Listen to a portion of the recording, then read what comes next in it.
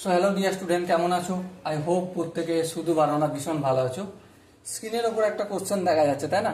এই প্রশ্নটা আমরা মন দিয়ে ভালো করে পড়বো, বুঝবো, তারপর প্রশ্নটা উত্তর করার চেষ্টা করবো। ওকে, কি বলেছে দেখো, if 10 men working for 6 hours per day can complete a piece of work in 90 days, in how many days will 6 men working for 15 hours per day complete the same piece of? 10 জন ব্যক্তি 6 ঘন্টা করে কাজ করলে কাজটা complete করতে 90 দিন সময় লাগে। তাহলে 10 জন মেন কত ঘন্টা করে কাজ করলে? 6 ঘন্টা করে, 6 আওয়ার কাজ করলে কত দিনে কাজ শেষ হয়? 90 দিনে, তাই না?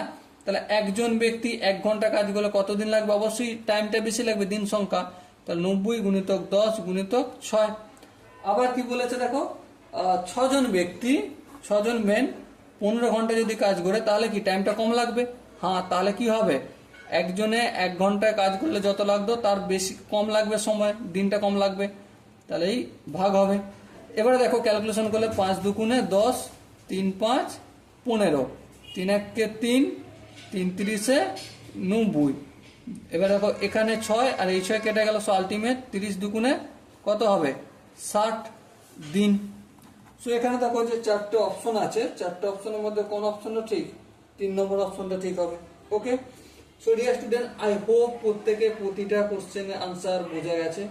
যদি কোনো জায়গায় বুঝতে অসুবিধা থাকে, ডাউট থাকে, কনফিউশন থাকে, তার জন্য কমেন্ট বক্স খোলা রইল। ওকে, সো দেখা হচ্ছে পরবর্তী সেশনে। ততক্ষণ পর্যন্ত ভালো থেকো, সুস্থ থেকো এবং জয় হিন্দ।